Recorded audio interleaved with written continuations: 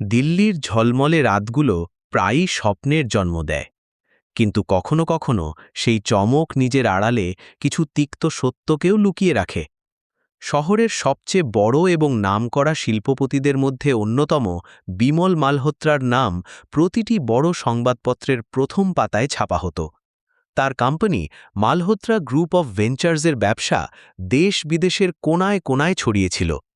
তার একমাত্র ছেলে ছিল অমিত মালহোত্রা, যার দীর্ঘ দেহ, তীক্ষ্ণ দৃষ্টি, শান্ত স্বভাব এবং কোটি কোটি টাকার উত্তরাধিকারী হওয়া তাকে শহরের সবচেয়ে যোগ্য অবিবাহিত তরুণ করে তুলেছিল।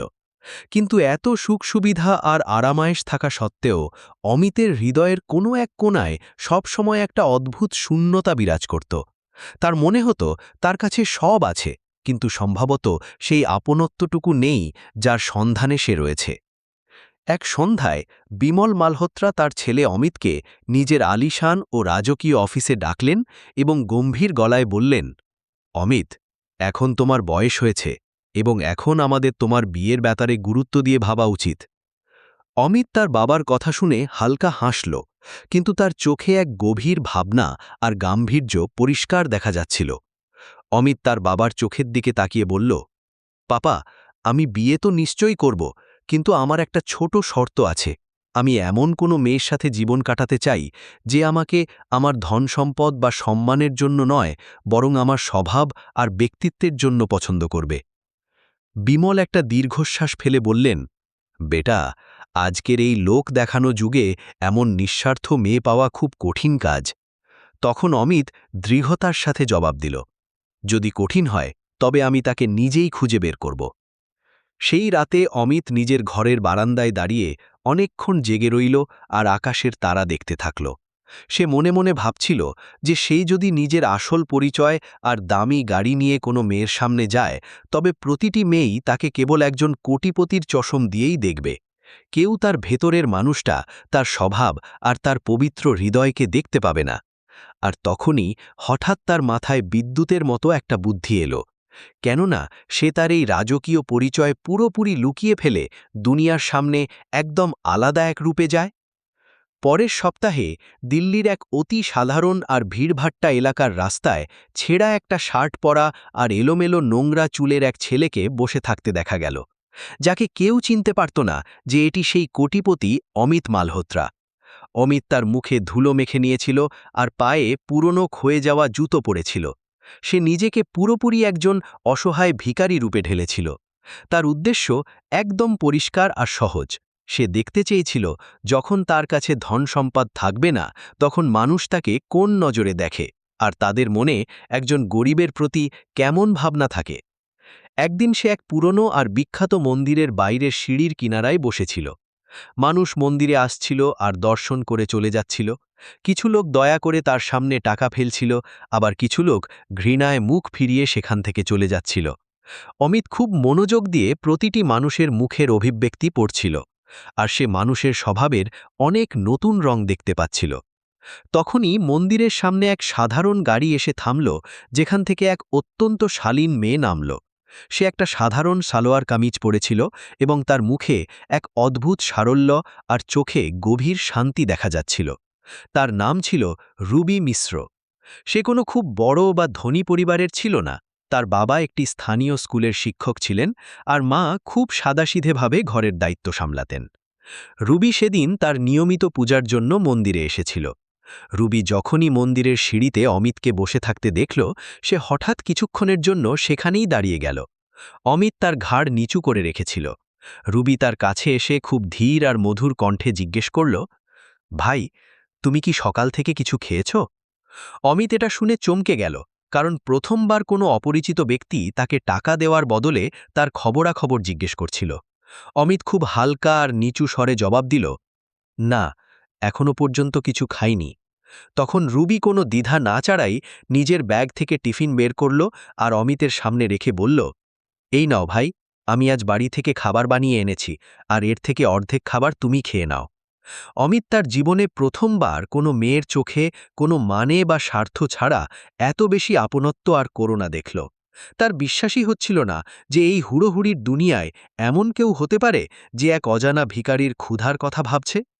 রুবি চলে যাওয়ার পরেও অমিত অনেকক্ষণ তার কথাই ভাবতে থাকল, আর তার মনে হল সম্ভবত সে সেই মানুষটিকে পেয়ে গেছে যার খোঁজে সে এই কঠিন পথে বেরিয়েছিল।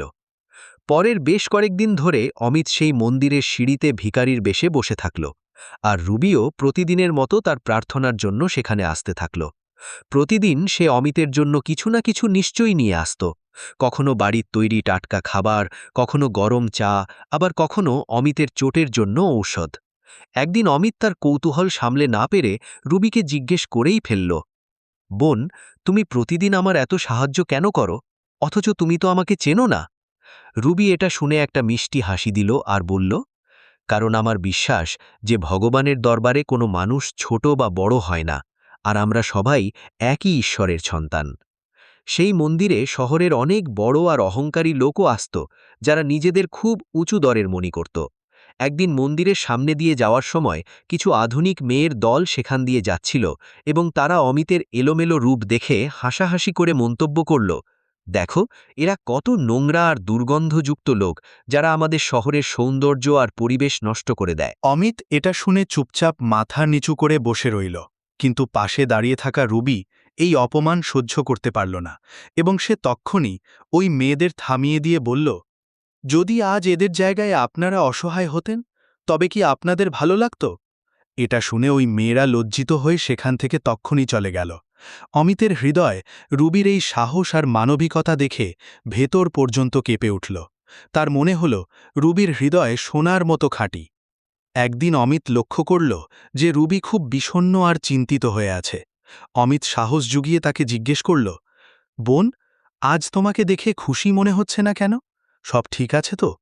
তখন রুবির চোখে হঠাৎ জল চলে এলো, আর সে ভারী মনে জানালো যে তার বাবার শরীর খুব বেশি খারাপ, আর যে ওষুধগুলো ডাক্তার লিখেছেন সেগুলো তাদের সাধ্যের বাইরে আর খুব দামি। অমিতের ভেতরের সেই পুত্র আর একজন ধনী মানুষ সেই মুহূর্তে জেগে উঠল। সে চেয়েছিল তক্ষুনি নিজের পকেট থেকে টাকা বের করে রুবির সব সমস্যা শেষ করে দিতে, কিন্তু সে জানত যদি সে এমনটা করে তবে তার এই কঠিন পরীক্ষা মাঝপথেই শেষ হয়ে যাবে।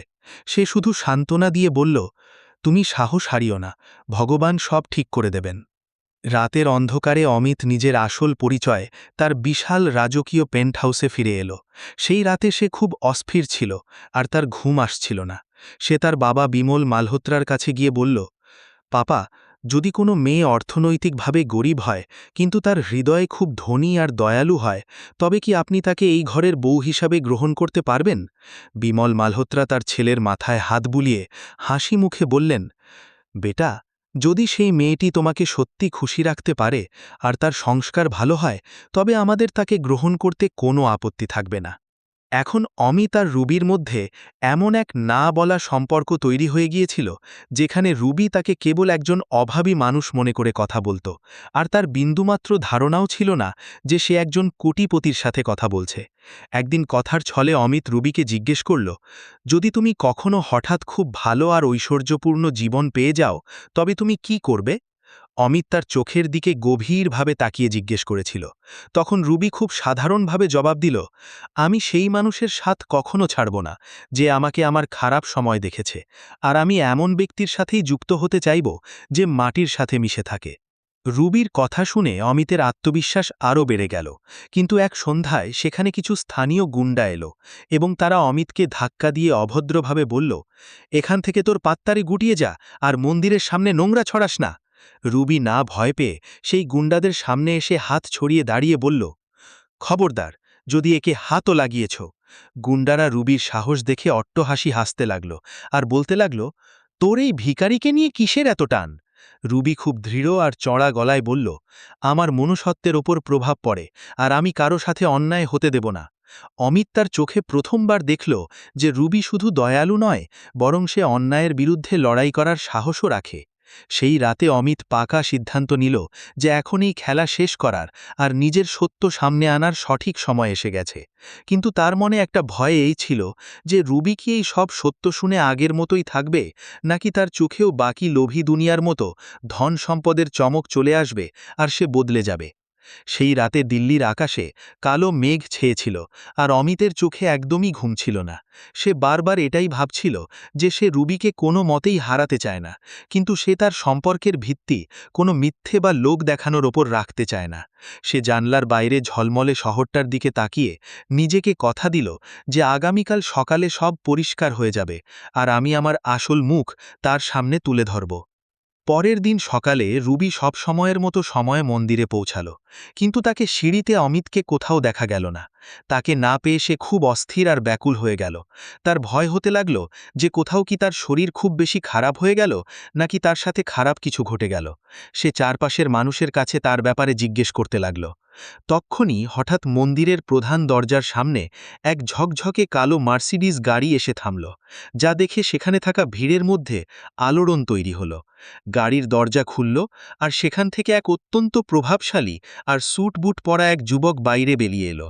আশেপাশে দাঁড়িয়ে থাকা মানুষ নিজেদের মধ্যে কানাঘুষো করতে লাগল যে আরে, এ তো মালহোত্রা গ্রুপ অফ ভেঞ্চার্সের একমাত্র উত্তরাধিকারী আর দেশের পরিচিত কোটিপতি অমিত মালহোত্রা।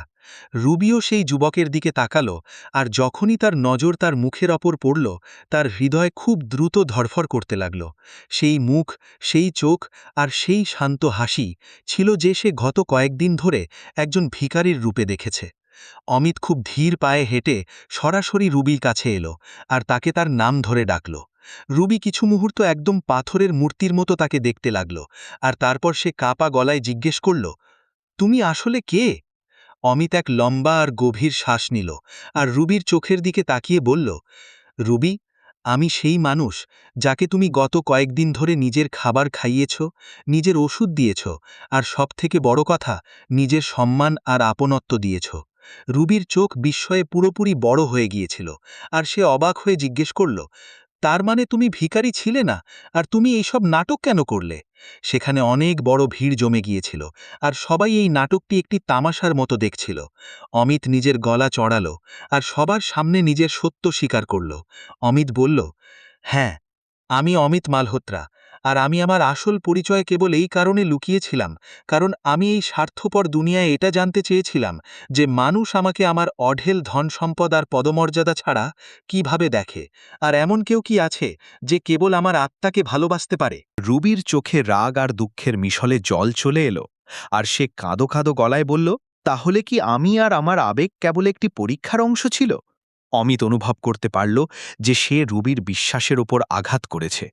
কিছু মুহূর্তের মধ্যেই সেখানকার পুরো পরিবেশ বদলে গেল। যে মানুষগুলো কাল পর্যন্ত অমিতকে তুচ্ছতাচ্ছিলের নজরে দেখত, আজ তারাই এগিয়ে এসে তার সাথে হাত মেলাতে আর ছবি তুলতে পাগল হয়ে উঠছিল। অমিত সেই ভিড়ের দিকে তাকালো আর খুব তিক্ত স্বরে বলল, কাল পর্যন্ত আমি আপনাদের চোখে এক নোংরা আর দুর্গন্ধযুক্ত ভিখারি ছিলাম, আর আজ যখন আপনারা আমার ধন সম্পত্তির কথা জানতে পারলেন, তখনই আমি হঠাৎ মহান হয়ে গেলাম। এই বলে সে সমাজের দুই রকমের মুখোশকে আয়না দেখিয়ে দিল। ভিড় অমিতের কথা শুনে থমকে গেল, আর সেখানে নিস্তব্ধতা ছেয়ে গেল। রুবি অপমানিত বোধ করে পিছিয়ে গেল, কারণ তার গভীর চোট লেগেছিল। সে অমিতকে প্রশ্ন করল, তুমি আমাকে আগে সত্যিটা কেন বললে না? অমিতের গলায় কষ্ট ছিল, আর সে বলল, রুবি, আমার ভয় ছিল যদি আমি সত্যিটা বলে দিতাম তবে হয়তো তোমার এই নিঃস্বার্থ ব্যবহার বদলে যেত। রুবি খুব ভারী গলায় বলল, তার মানে তোমার আমার আর আমার মনুষ্যত্বের ওপর পুরো ভরসা ছিল না? রুবির এই শব্দগুলো অমিতের হৃদয়ে তীরের মতো গিয়ে বিঁধল, আর সে নিজের ভুল বুঝতে পারল।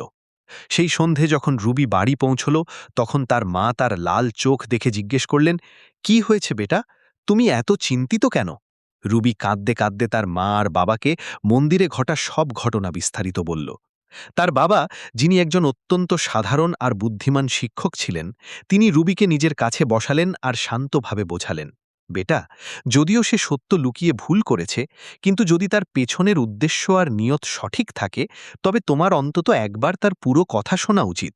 রুবি সেই রাতে কিছু বলল না, কারণ তার ভরসা বুড়িভাবে ভেঙে গিয়েছিল, আর সে নিজেকে প্রতারিত মনে করছিল।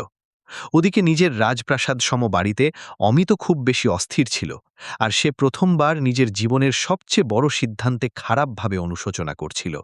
তার মনে হচ্ছিল সে এক মহৎ হৃদয়ের মেয়ের মন ভেঙেছে।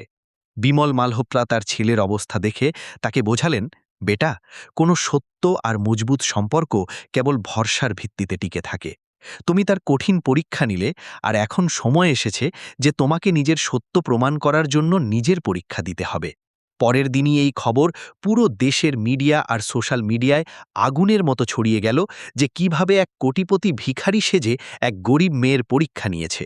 বড় বড় নিউজ রিপোর্টার রুবির ছোট বাড়ির সামনে জমা হয়ে গিয়েছিল, আর প্রতিবেশীরা নানা ধরনের কথা বলছিল। প্রতিবেশীদের দাবি ছিল রুবির তো রাতারাতি ভাগ্য খুলে গেছে, আর সে সরাসরি এক কোটিপতিকে নিজের জালে ফাঁসিয়ে নিয়েছে। রুবি এই সব কথা শুনে খুব বেশি মানসিক কষ্ট পাচ্ছিল। তার এমন মনে হচ্ছিল যেন তার বছরের পর বছর কামানো ইজ্জাত আর সততার ওপর মানুষ প্রশ্ন তুলছে। কিছুদিনের পর অমিত তার বাবা মায়ের সাথে রুবির বাড়িতে পৌঁছল, যা একটি খুব ছোট আর সাধারণ বাড়ি ছিল। অমিত ঘরে ঢুকেই সবার আগে ঝুঁকে রুবির বাবার পা ছুঁল আর নিজের ভুলের জন্য সত্যিকারের মন থেকে ক্ষমা চাইল। রুবির বাবা তাকে খুব আদরে তুললেন আর বললেন, বেটা, নিজের ভুল মেনে নেওয়াই সবথেকে বড় বীরত্ব হয়। অমিত তারপর সরাসরি রুবির চোখের দিকে দেখল আর বলল, রুবি, আমি তোমাকে বিয়ে করতে চাই। অমিত আরও বলল, যদি তুমি এই সম্পর্কের জন্য নাও করে দাও, তবু আমি সারা জীবন তোমার সম্মান করতে থাকব। সেই ছোট ঘরে কিছুক্ষণের জন্য একদম নিস্তব্ধতা ছেয়ে গেল। তারপর রুবি তার নজর ওপরে তুলল আর ধীরে থেকে বলল, রুবি, বিয়ের বন্ধন কেবল ভালোবাসা দিয়ে নয়, বরং অটুট ভরসা দিয়ে চলে। অমিতের চোখ সেই মুহূর্তে ভিজে গিয়েছিল, আর সে পুরো সততার সাথে কথা দিল যে আজকের পর সে রুবির থেকে কখনো কোনো কথা লুকাবে না। রুবি কিছু মুহূর্ত গভীর ভাবনায় ডুবে থাকার পর বলল, আমার এই ব্যাপারে ভাবার জন্য একটু সময় চাই। কিছুদিন কেটে গেল, আর মিডিয়ার হট্টগোলও ধীরে ধীরে কমতে লাগল। তখনই এক সন্ধে রুবির বাবার শরীর হঠাৎ খুব বেশি খারাপ হয়ে গেল, আর তাকে তক্ষুনি হসপিটালে নিয়ে যেতে হলো। হসপিটালে ডাক্তাররা পরীক্ষার পর জানালেন যে তার হার্টের অপারেশন তক্ষুনি করতে হবে, আর এতে অনেক বড় খরচ হবে। রুবি আর তার পরিবারের কাছে এত বড় টাকা জমানো ছিল না। সে হসপিটালের বারান্দায় বসে অসহায় হয়ে কাঁদছিল। তখনই সে হঠাৎ অনুভব করল যে কেউ তার কাঁধে হাত রেখেছে। সেটি অমিত ছিল, যে খুব আত্মবিশ্বাসের সাথে বলল, রুবি, তুমি চিন্তা করো না, আমি আছি তো। রুবি তার দিকে খুব সন্দেহের চোখে দেখল আর বলল, অমিত, প্লিজ আমাকে সাহায্য করো না যদি তোমার মনে হয় এটাও তোমার কোনো পরীক্ষার অংশ। অমিত তক্ষুনি রুবির হাত ধরল আর বলল, না রুবি, আজ আমি কোনো কোটিপতি নই, বরং শুধু একজন মানুষ যে নিজের পছন্দের মেয়ের পরিবারের পাশে দাঁড়িয়েছে। অমিত কোনো দেরি না করে আর কোনো শর্ত ছাড়াই অপারেশনের পুরো খরচ নিজের পকেট থেকে দিল। কিন্তু সে হসপিটালের স্টাফদের কড়া নির্দেশ দিয়েছিল যেন তার নাম রুবির পরিবারকে না বলা হয়। রুবির মনে হলো হয়তো কোনো চ্যারিটি সংস্থা তাদের গোপন সাহায্য করেছে। অপারেশন পুরোপুরি সফল হলো, আর তার বাবার প্রাণ বেঁচে গেল। ডাক্তাররা বললেন যে ভগবানের শুকরিয়া যে সময় মতো চিকিৎসা পাওয়া গেছে। কিছুদিন পর যখন রুবি ডিসচার্জের কাজ শেষ করছিল, তখন সে হসপিটালের এক কর্মচারীর থেকে জানতে পারল যে তাদের বাবার পুরো বিল সেই যুবকটি মিটিয়েছে যে কিছুদিন আগে মিডিয়ায় আলোচনার বিষয় হয়েছিল। রুবির চোখ এটা শুনে আবার ভরে এলো, আর সে অমিতের মহত্ব বুঝতে পারল। রুবি দেরি না করে তক্ষুনি অমিতের অফিসে পৌঁছল, যেখানে অমিত এক খুব জরুরি মিটিংয়ে ব্যস্ত ছিল। কিন্তু যেমনই সে খবর পেল যে রুবি তার সাথে দেখা করতে এসেছে, সে সব কিছু ছেড়ে দৌড়ে বাইরে এলো। রুবির চোখে অনুশোচনা আর ভালোবাসার জল ছিল, আর সে জিজ্ঞেস করল, অমিত, তুমি এই কথাটাও আমার থেকে কেন লুকালে? অমিত হেসে খুব সুন্দর একটা জবাব দিল, কারণ রুবি, সত্যিকারের ভালোবাসা কখনো কারো উপর করা কোনো এহসান বা উপকার হয় না। রুবি তারপর ধীরে থেকে আরও একটি প্রশ্ন করল, অমিত, যদি আমি ভবিষ্যতেও এই রকমই সাধারণ থেকে যাই আর তোমার হাই প্রোফাইল দুনিয়ায় খাপ খেতে না পারি, তবে তুমি কি করবে? অমিত তার কথা থামিয়ে দিয়ে বলল, রুবি, জীবন কাটানোর জন্য আমার একজন স্ত্রী চাই, কোনো লোক দেখানোর শোপিস নয়। কিন্তু এই গল্প এখনও এখানেই শেষ হওয়ার ছিল না, কারণ অমিত আর রুবির খুশির মাঝে এক বড় তুফান আসা এখনও বাকি ছিল। অমিতের কর্পোরেট দুনিয়ায় এমন কিছু প্রভাবশালী লোকও ছিল যারা এই সম্পর্ককে কোনো মতেই মেনে নিতে চাইছিল না, আর তাদের মধ্যে সবচেয়ে বড় আর বিপজ্জনক নাম ছিল তার বিজনেস পার্টনার মহেশ পাণ্ডের। অমিত আর রুবির সম্পর্কের খবর এখন জানাজানি হয়ে গিয়েছিল, কিন্তু মহেশ পাণ্ডে, যে কিনা মালহোত্রা গ্রুপের খুব পুরনো আর চতুর পার্টনার ছিল, সেই ঘটনায় ভেতর ভেতর জ্বলে পুড়ে মরছিল। মহেশের নিজের এক মেয়ে ছিল যার নাম ছিল কায়রা, আর সে চাইছিল যে অমিতের বিয়ে কায়রার সাথে হয়ে যাক, যাতে পুরো কোম্পানি আর সম্পত্তির ওপর তার পরিবারের দখল হতে পারে। অমিতের রুবিকে বেছে নেওয়া মহেশের কাছে নিজের অপমানের মতো মনে হচ্ছিল। একদিন মহেশ রেগে নিজের মেয়ে কায়রাকে বলল, যদি অমিত মালহোত্রা তোমার না হয় তবে সে এই দুনিয়ায় আর কারো হতে পারবে না। কায়রাও খুব অহংকারী ছিল, আর সে বলল, ড্যাড, কাউকে বদনাম করতে বেশি সময় লাগে না। আর তারপর ষড়যন্ত্রের পালা শুরু হলো। কিছুদিনের মধ্যেই সোশ্যাল মিডিয়ায় রুবির বিরুদ্ধে নানা ধরনের বানানো খবর আর কুরুচিপূর্ণ অভিযোগ উঠতে লাগল। খবরে বলা হলো যে রুবি কেবল টাকার লোভে অমিতকে নিজের জালে ভাসিয়েছে।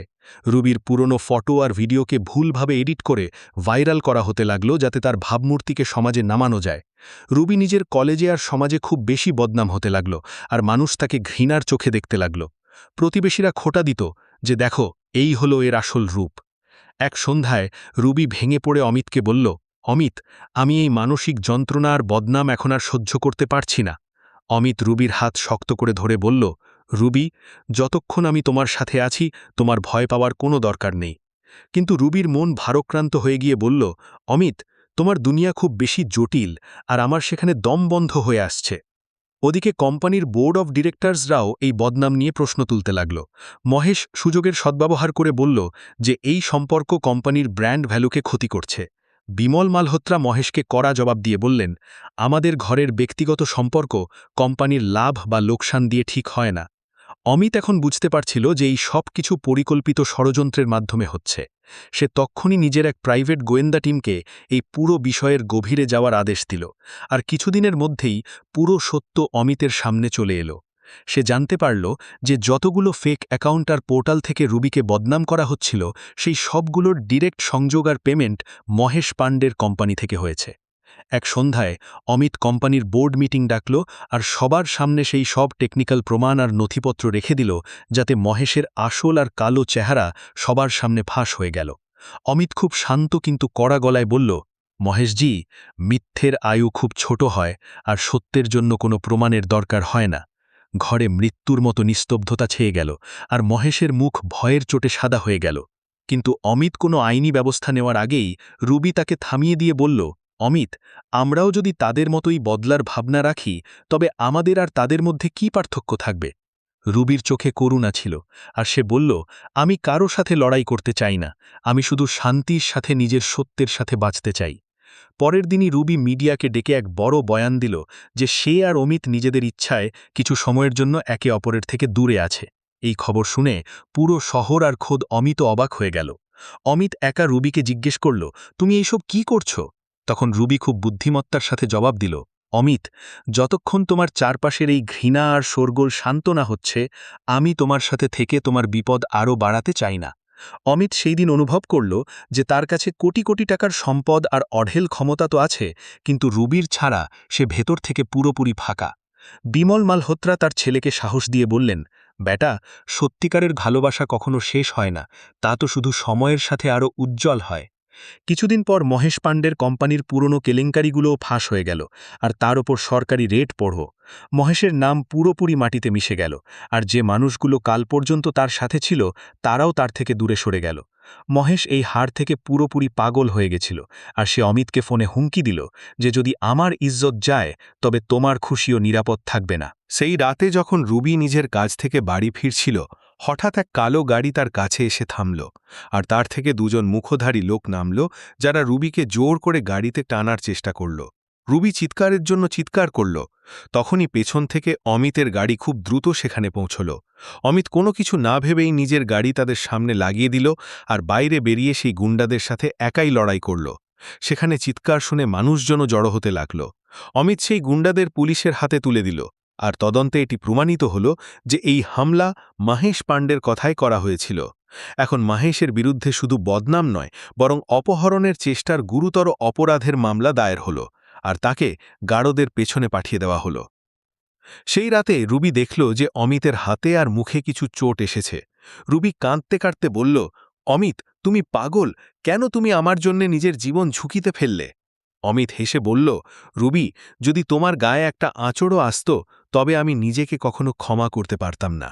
রুবি সেদিন বুঝতে পারল যে অমিতের ভালোবাসা কত গভীর আর সত্যি, আর সে তার জন্য কিছুই করতে পারে। এখন সমাজের মনেও রুবির প্রতি সম্মান জেগে উঠেছিল, আর মানুষ বুঝে গিয়েছিল যে সে কত সাহসী আর সৎ মেয়ে। কিন্তু রুবির মনে এখনও একটা শেষ দ্বিধা বাকি ছিল। তার ভয় ছিল যে সে কি সত্যি অমিতের সেই জাঁকজমকপূর্ণ দুনিয়ার অংশ হতে পারবে, যেখানে প্রতি পদে পদে লোক দেখানো ব্যাপার থাকে। সে অমিতকে এক সন্ধ্যায় নির্ভীতে ডাকল আর বলল, অমিত, যদি আমরা বিয়ে করি তবে আমার কিছু শর্ত থাকবে যা তোমাকে মানতে হবে। অমিত হেসে বলল, তোমার প্রতিটি শর্ত আমার মঞ্জুর। রুবি বলল, প্রথম শর্ত এই যে বিয়ের পরেও আমি আমার মা বাবার সাথে যুক্ত থাকব, আর দ্বিতীয় এই যে আমি আমার নিজের চাকরি চালিয়ে যাব, যাতে আমার নিজের এক স্বতন্ত্র পরিচয় বজায় থাকে। রুবির তৃতীয় আর সবথেকে গুরুত্বপূর্ণ শর্ত এই ছিল যে আমরা আমাদের মোট সম্পত্তির এক নির্দিষ্ট অংশ প্রতি বছর সেই গরিব মানুষদের কল্যাণে লাগাব যাদের কোনো আশ্রয় নেই। অমিতের চোখে খুশির জল চলে এলো, আর সে বলল, রুবি, আমার তো ভয় ছিল যে তুমি আমার থেকে দূরে যাওয়ার কথা বলবে, কিন্তু তুমি তো আমাকে আরও এক ভালো আর মহৎ মানুষ বানানোর চেষ্টা করছো। পরের দিন রুবি আর তার পরিবার মালহোত্রা সদনে পৌঁছল, যা কোনো রাজপ্রাসাদের চেয়ে কম ছিল না। রুবির মা বাবা সেখানকার চাকচিক্য দেখে একটু জড়সড় বোধ করছিলেন, কিন্তু বিমল মালহোত্রা নিজে এগিয়ে এসে তাদের স্বাগত জানালেন আর রুবিকে বললেন, বেটা, তুমি আজ থেকে এই ঘরের বউ নও, বরং আমার নিজের মেয়ে। বিমল মালহোত্রা রুবির সব শর্ত সানন্দে গ্রহণ করলেন আর বললেন, এমন সংস্কার সম্পন্ন মেয়েকে পেয়ে আমাদের পরিবার ধন্য হয়ে গেছে। কিছুদিনের পর এক খুব সাধারণ আর মর্যাদাপূর্ণ বিবাহ অনুষ্ঠান আয়োজন করা হল, যাতে কোনো ফালতু খরচ বা জাঁকজমকের প্রদর্শন ছিল না, বরং কেবল দুটি পরিবারের মিলন আর কিছু ঘনিষ্ঠ মানুষ সামিল ছিলেন। অমিত মন্দিরের সেই প্রাঙ্গণেই রুবির আঙুলে আংটি পরাল, যেখানে সে একসময় ভিখারি হয়ে বসেছিল। বিয়ের পর অমিত আর রুবি মিলে ইনসানিয়াত ফাউন্ডেশন নামে এক চ্যারিটি ট্রাস্ট শুরু করল, যার মূল উদ্দেশ্য ছিল গরিব বাচ্চাদের উচ্চশিক্ষা আর অসহায় রোগীদের বিনামূল্যে চিকিৎসা করানো। রুবি নিজে প্রতিটি প্রজেক্ট তদারকি করত, আর সে নিশ্চিত করত যে সাহায্য যেন সরাসরি অভাবীদের কাছে পৌঁছায়। 1 বছর পর সেই পুরনো মন্দিরের বাইরে এক অনেক বড় সামাজিক ভোজ অর্থাৎ লঙ্গর চলছিল, যেখানে সমাজের প্রতিটি স্তরের মানুষ একসাথে বসে খাবার খাচ্ছিল। রুবি হেসে অমিতকে বলল, দেখো অমিত, এখান থেকেই আমাদের গল্পের শুরু হয়েছিল। অমিত খুব আদুরে জবাব দিল, হ্যাঁ রুবি, আর এখানেই আমি এই সব থেকে বড় শিক্ষা পেয়েছি যে আসল ধনাঢ্যতা আপনার ব্যাংক ব্যালেন্সে নয়, বরং আপনার হৃদয়ের গভীরতায় আর আপনার দয়ালু স্বভাবে লুকিয়ে থাকে। সেই ভোজের সময় এক অতি বৃদ্ধা মহিলা রুবির কাছে এলেন আর তাকে আশীর্বাদ দিলেন। সেই মহিলা রুবিকে বললেন, বেটি, আমার মনে আছে তুমি সেই যে এক অসহায় ভিখারিকে রোজ নিজের খাবার খাওয়াতে। আমি সেদিন ভগবানের কাছে প্রার্থনা করেছিলাম যে তিনি যেন তোমাকে দুনিয়ার প্রতিটি খুশি আর এক মহৎ জীবন সঙ্গী দেন। রুবির চোখ এটা শুনে ভিজে গেল, আর সে তার পরিশ্রম আর সততার ফল পেয়ে গিয়েছিল। সময়ের সাথে সাথে মানুষের খোঁটা আর তিতো কথা পুরোপুরি বন্ধ হয়ে গিয়েছিল, আর এখন পুরো শহর অমিত আর রুবির উদাহরণ দিত যে কিভাবে ধনী হয়েও মানুষকে মাটির কাছাকাছি থাকতে হয়। রুবি জানত যে যদি সেদিন সে এক গরিব ভিখারির মধ্যে মানুষকে না দেখত, তাহলে তার জীবন আজ এত সুন্দর হতো না। এক জ্যোৎস্না রাতে অমিত রুবিকে রসিকতায় জিজ্ঞাসা করল, রুবি, যদি আমি বাস্তবে এক গরিব ভিখারিই হতাম, তবে কি তুমি আমার সাথে বিয়ের জন্য রাজি হতে? রুবি এক মুহূর্ত দেরি না করে গম্ভীরভাবে জবাব দিল, অমিত, আমি কখনো কোনো কোটিপতি বা ভিখারির সাথে সম্পর্ক জুড়িনি। আমি তো সেদিন এক ভালো আর সত্য মানুষকে অপন করে নিয়েছিলাম।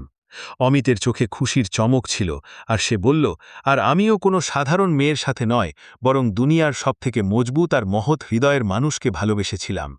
কিছু বছর পর তাদের ফাউন্ডেশন হাজার হাজার অসহায় বাচ্চার জীবনে আলো ভরে দিয়েছিল, আর তাদের জীবন অন্যদের জন্য এক অনুপ্রেরণা হয়ে গিয়েছিল। আজ অমিত আর রুবির কাছে কেবল টাকা ছিল না, বরং দোয়ার এক বড় ভাণ্ডারও ছিল। গল্পের সারমর্ম এটাই যে ধন, সম্পদ আর খ্যাতি কোনো মানুষকে বাস্তবে বড় করে তোলে না, বরং তার দ্বারা করা কাজ আর তার অন্যদের প্রতি ব্যবহারই তাকে মহান করে তোলে। কোনো সম্পর্ক কোনো পরীক্ষা দিয়ে নয়, বরং একে অপরের উপর করা অটুট বিশ্বাস আর ভরসা দিয়েই ফলে ফুলে ওঠে। আর সত্যিকারের ভালোবাসা সেটাই হয় যা কোনো বাইরের লোক দেখানো বা জাগতিক সুখে নয়, বরং শুদ্ধ মানবিকতা আর আত্মার মিলন থেকে শুরু হয়। অমিত আর রুবির এই গল্প সমাজের জন্য এক দারুণ উদাহরণ যে মনুষ্যত্বই সবথেকে বড় ধর্ম।